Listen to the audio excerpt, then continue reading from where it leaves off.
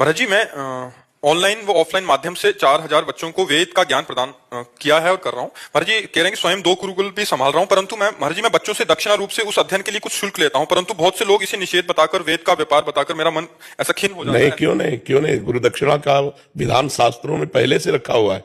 ऐसा कैसे है? फिर वो जो गुरुकुल चला रहा है वो अधिपति कैसे अपने परिवार का पोषण करेगा भाई? हाँ, वेद बेच नहीं रहा, उसका कार्य है वेद अध्ययन करना, अध्ययन कराना, दान लेना, दान देना, यज्ञ करना, यज्ञ कराना, ये सत्कर्म ब्राह्मण के हैं। तो हमारे गुरुकुल में गुरुदक्षिणा दे के ही गुरुकुल से निवृत्ति होती थी। भगवान श्री कृष्ण ने जब पूरा पाठ्यक्रम हुआ तो इसके बाद गुरु जी को प्रणाम करके कहा कि आप गुरुदक्षिणा बोलिए।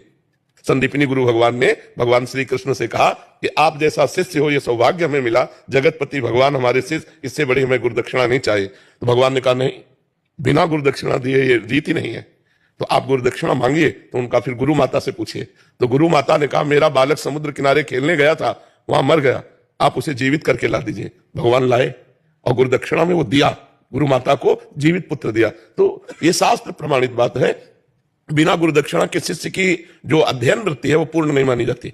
तो ऐसा नहीं है कि हम शुल्क ले रहे हैं तो वेद को बेच रहे हैं, नहीं, ऐसा नहीं। विचार करो, उसके बच्चे हैं, उसका परिवार है। आज समझो क्या है, अगर वो वेद मंत्रों का पाठ करके तुम्हारे जो उपरोहित कर्म में तुम्हारे जो व्यवहार है उनको पूर्ण करा रहा है, तो आपका कर्तव्य बनता है कि आप उसको दक्षिणा दीजिए।